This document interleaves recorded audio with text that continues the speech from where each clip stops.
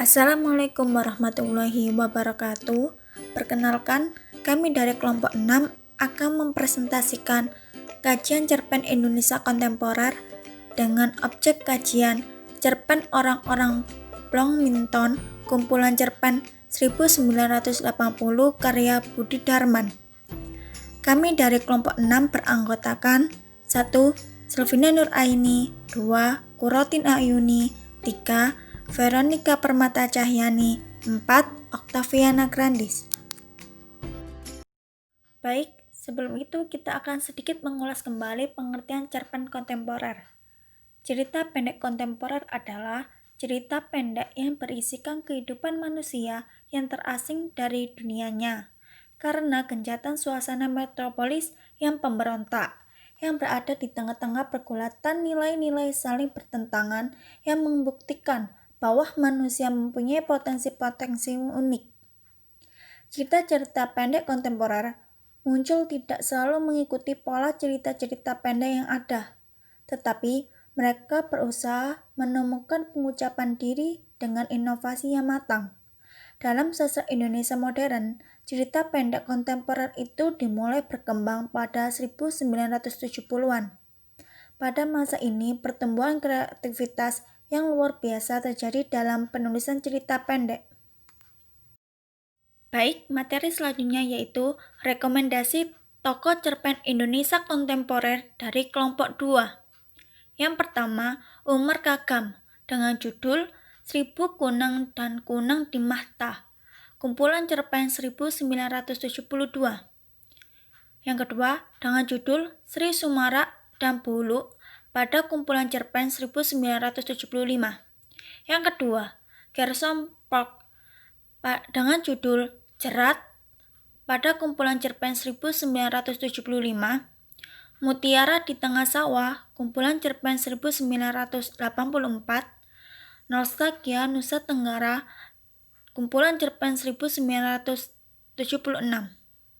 Yang ketiga, Kori Layum Rampan dengan judul Kekasih pada kumpulan cerpen 1981.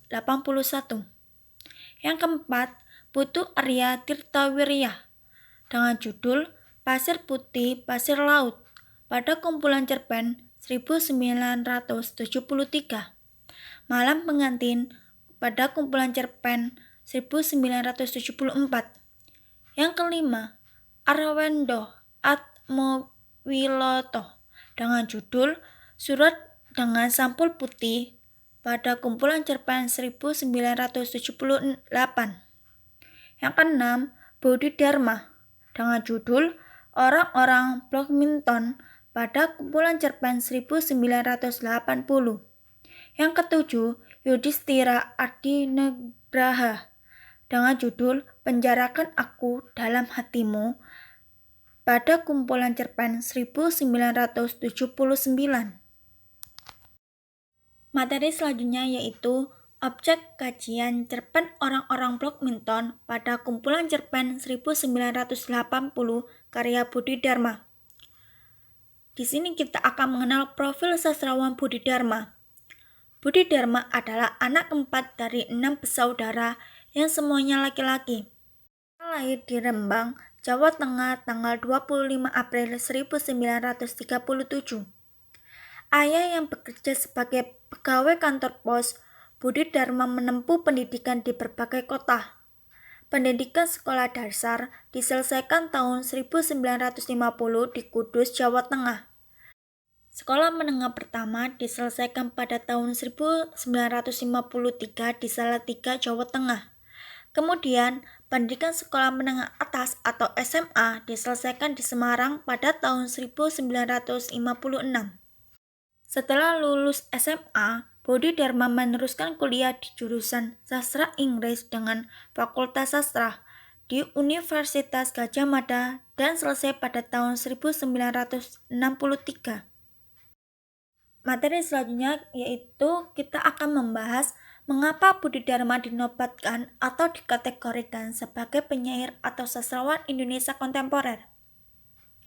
Budi Dharma dapat dikategorikan sebagai sastrawan Indonesia kontemporer karena Budi Dharma adalah sastrawan yang dikenal pada angkatan 70-an. Dengan berbagai karya-karyanya yang disajikan dengan pengalaman menjadi saksi sejarah perjalanan kemerdekaan Indonesia. Budi Dharma banyak menyaksikan peristiwa-peristiwa mengerikan dan menyedihkan. Tak heran, dia tidak pernah menulis cerita kehidupan yang manis. Imajinasi yang muncul ketika menulis selalu merupakan gambaran yang menakutkan. Tulisannya bisa membuat orang bergidik. Salah satu karya yang menjadi kajian kelompok kami, kumpulan cerpen orang-orang badminton. Kumpulan cerpen ini, Budi Dharma mengisinya dengan kisah kesepian, masa tua yang kelabu, penyakit, dan penyesalan. Namun disitulah letak kekuatannya, karena orang-orang badminton bisa menjadi contoh mendidik. Sumbangan Budi Dharma kepada kehidupan sastra sangat besar. Dalam kerangka kerjasama Majelis Sastra Asia Tenggara, Budi Dharma memimpin cerpenis dan esai muda berbakat dari Brunei Darussalam, Indonesia, dan Malaysia dalam wadah Praga Menulis Mahasistra pada tahun 1998 sampai 1999. Budi Dharma juga terlibat dalam pembimbingan berbagai lokal karya dan penataan sastra bagi pegawai pusat bahasa dan dosen muda dari berbagai perguruan tinggi di Indonesia yang diselenggarakan oleh Pusat Bahasa Departemen Pendidikan Nasional. Budi Dharma bisa dianggap salah satu sastrawan yang menjadi tonggak kesusastraan Indonesia, khususnya di prosa. Ini juga diperjelas oleh Sun Wondo pada tahun 2010. Karir kepengarangan Budi Dharma dimulai dengan menulis cerita pendek. Cerpen-cerpen yang ditulisnya banyak dipajang di majalah sastra Horizon, karena cerpen-cerpennya banyak mengungkapkan perihal absurditas hidup. Budi Dharma kemudian dianggap membawa corak baru dalam kancah kepenulisan cerpen Indonesia pada tahun 1970-an. Karena dianggap membawa corak baru, majalah sastra Horizon kemudian memberikan penghargaan khusus kepadanya, yaitu dengan menyajikan nomor khusus pada bulan April 1974 yang di dalamnya dimuat cerpen-cerpen, wawancara, dan tanggapan tentang Budi Dharma. Bahkan dalam buku cerpen Indonesia Mutakhir pada tahun 1983 juga memberikan ruangan cukup banyak untuk pembicaraan cerpen-cerpen Budi Dharma. Assalamualaikum warahmatullahi wabarakatuh. Perkenalkan, nama saya Huratin Ayuni. Di sini saya akan menjelaskan materi yang selanjutnya, yaitu apa saja ciri-ciri atau karakteristik cerpen kumpulan cerpen orang-orang badminton karya Budi Dharma yang dikategorikan sebagai karya cerpen kontemporer. Ciri yang pertama yaitu anti tokoh. Identitas tokoh dalam cerpen laki-laki tua tanpa nama menjadi tidak penting. Ini dibuktikan dengan penggunaan nama tokoh saya, seorang pedagang keliling dan pemilik toko. Tetapi ada juga yang memiliki nama, yaitu Nyonya Nolan, Nyonya Kasper, dan Nyonya Majmilan. Data ini diperkuat dengan yang pertama, saya menyewa loteng rumah tengah milik Nyonya Majmilan. Nyonya Majmilan sendiri tinggal di bawah. Dengan demikian, saya dapat melihat baik rumah Nyonya Nolan maupun Nyonya Kasper. Yang kedua, Nyonya Kasper mempunyai riwayat lain. Dia tidak peduli pada suaminya, seorang pedagang keliling yang agak jarang tinggal di rumah. Yang ketiga, seperti pemilik toko, rupanya dia juga tahu bahwa sebetulnya saya tidak mempunyai alasan bicara. Ciri yang kedua yaitu anti-plot atau setting. Latar, tempat, dan waktu dalam cerpen lelaki tua tanpa nama juga tidak mengacu pada waktu tertentu, sehingga dapat berlaku di mana saja. Latar atau setting pada cerpen laki-laki tua tanpa nama adalah Fes, tetapi waktu peristiwa kejadian tak dijelaskan. Sang pembaca harus membuat sebuah inferensi untuk menjelaskan waktu kejadian. Pekerjaan para tokoh di dalam cerpen tersebut tak dijelaskan, tetapi ada beberapa tokoh sampingan yang diceritakan pekerjaan mereka. Contohnya supir taksi dan pekerja toko. Tetapi pekerjaan toko tak begitu mengganti alur cerita dengan drastis, dan suasana umum yang diperlihatkan pada cerpen tersebut tak begitu menggantikan alur, tetapi mengasih sebuah tambahan kepada cerpen yang membuat tulisan karya Dharma menjadi lebih menarik. Ciri yang ketiga yaitu alur atau plot. Plot yang terlihat pada cerpen berjudul Laki-laki Tua Tanpa Nama bermula dengan latar yaitu di Ves. Pada waktu yang tak cukup jelas, tokoh utama menjelaskan pada penghuni baru pada apartemen milik Nyonya Gaspar. Permulaan pada cerita tersebut menceritakan adanya penghuni baru yang memungkinkan adanya permasalahan pada Ves. Pada titik ini muncullah pertikaian yang ada pada cerita pendek tersebut. Lelaki tua ini menyebabkan tokoh utama untuk menjadi tertarik kepada alasannya untuk menodongkan pistol miliknya ke luar jendela lonteng miliknya. Sewaktu cerpen mengalur, tokoh utama mendapat berbagai informasi mengenai sang lelaki tua tersebut. Pada titik-titik tersebut pada alur cerita, sang pembaca merasa bahwa akan ada akhirnya. Tetapi sebuah pertikaian baru muncul hingga pengakhirannya menyebabkan Nyonya Gaspar menembak sang lelaki tua dan mengakhiri pertikaian tersebut yang menyebabkan kematiannya sang lelaki tua. Ciri yang keempat yaitu antitema. Tema dalam cerpen yang berjudul Laki-laki Tua Tanpa Nama ini tidak masuk akal dan susah untuk dipahami. Namun, nilai kehidupan dalam cerpen tersebut dapat dipetik. A. Sifat kasar akan membuat diri kita dijauhi orang lain. B. Mengambil keputusan dengan buru-buru akan menghasilkan keputusan yang tidak baik. C. Kesabaran akan membawa hasil yang baik. Dan yang terakhir, D. Menuduh seseorang harus dilengkapi bukti yang jelas dan nyata. Saya Octaviana Grandis. Di sini saya akan melanjutkan presentasinya cerpen yang diciptakan oleh Budi Dharma dalam buku Orang-orang Bloomington, kumpulan cerpen tahun 1980, termasuk jenis cerpen kontemporer yang bagaimana dan seperti apa. Saat membaca buku Orang-orang Bloomington karangan Profesor Budi Dharma, menurut saya tidak hanya merenung, bahkan sampai terpekur. Dalam 7 cerita pendek yang ada di buku ini tidak ada yang latarnya istimewa. Justru biasa-biasa saja. Sepintas nampak seperti problematika manusia pada umumnya, yang tak perlu mendapat perhatian lebih. Gaya berceritanya pun cenderung datar, tanpa letupan-letupan peristiwa yang betul-betul memikat. Budi Dharma membuat karakter tokoh dalam cerpennya menjadi hidup dan terus diingat pembaca. Dengan 7 judul cerita yang ada dalam kumpulan cerpen Orang-orang Bloomington, yaitu yang pertama Laki-laki Tua Tanpa Nama, yang kedua Joshua Karabis, yang ketiga Keluarga M, yang keempat Ores, yang kelima Yorick, yang keenam Nyonya Elberhard, dan yang ketujuh Charles Lee Bourne. Melalui cerita tersebut, Budi Dharma seakan mengajak pembaca untuk bermain-main dan menebak akhir cerita yang hampir tak tertebak.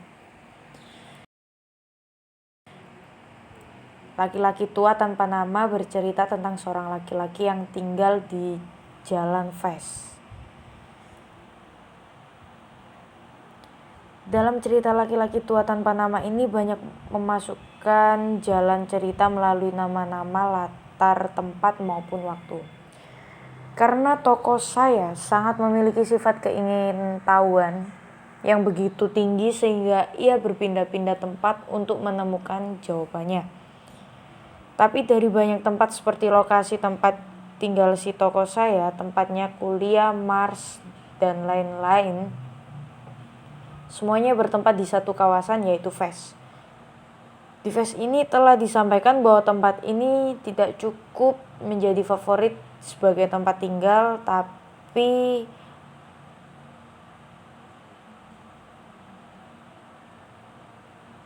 ia ingin mengenal sosok laki-laki tua tersebut. Dari contoh isi cerpen tersebut, dalam kumpulan cerita orang-orang Bloomington, Budi Dharma selalu menggunakan orang pertama, yakni saya, sebagai narator atau tokoh utama. Ini memungkinkan Budi mengeksplorasi ke dalam perasaan narator baik terhadap dirinya sendiri maupun orang lain dan lingkungannya. Tokoh utama saya dalam orang-orang Bloomington menghadapi dilema dalam perasaan dan penilaian subjektivitasnya terhadap orang lain. Dilema ini melahirkan keputusan dan tindakan yang selalu memunculkan kesulitan dan kesengsaraan. Di sini Budi mengangkat tema absurditas kehidupan manusia, di mana sikap kita, entah itu baik atau jahat, entah itu peduli atau tak acuh, seringkali menghasilkan respons yang tak kita harapkan, meskipun tak bertutur dengan gaya absurd. Budi tetap menyajikan tema absurditas atau manusia yang tak pernah putus dirundung kesulitan memahami diri dan orang lain di sekitarnya.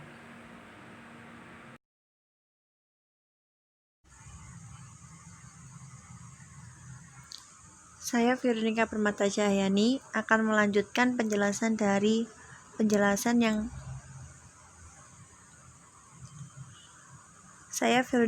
Cahyani akan melanjutkan penjelasan dari Mbak Octaviana Grandis.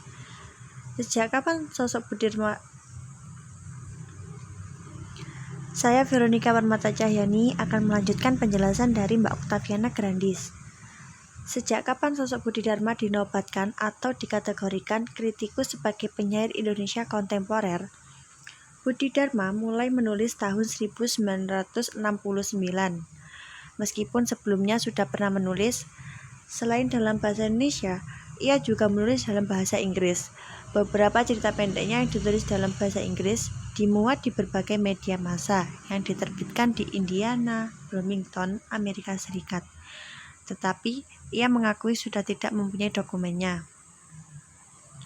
Budi Dharma juga terlibat dalam pembimbingan berbagai lokarya dan penataran sastra bagi pegawai pusat, bahasa, dan dosen muda dari berbagai perguruan tinggi di Indonesia yang diselenggarakan oleh Pusat Bahasa, Departemen Pendidikan Nasional. Karyanya yang berupa novel dan sudah diterbitkan adalah pertama, Olenka, tahun 1983. Yang kedua, Nyonya Talis, tahun 1996. Dan yang ketiga, Rafilus, pada tahun 1988. Kumpulan cerita pendeknya yang sudah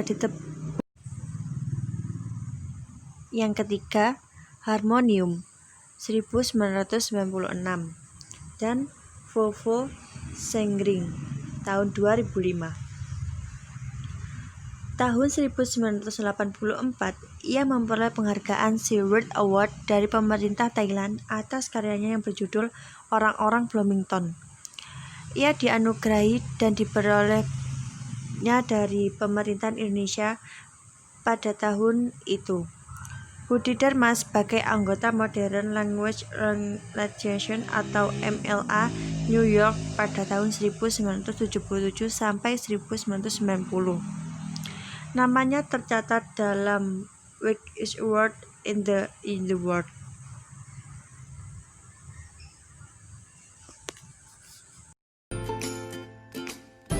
Baik, terima kasih kepada teman-teman yang sudah mendengarkan kajian cerpen Indonesia kontemporer dengan objek orang-orang badminton pada kumpulan cerpen 1980 karya Budi Dharma.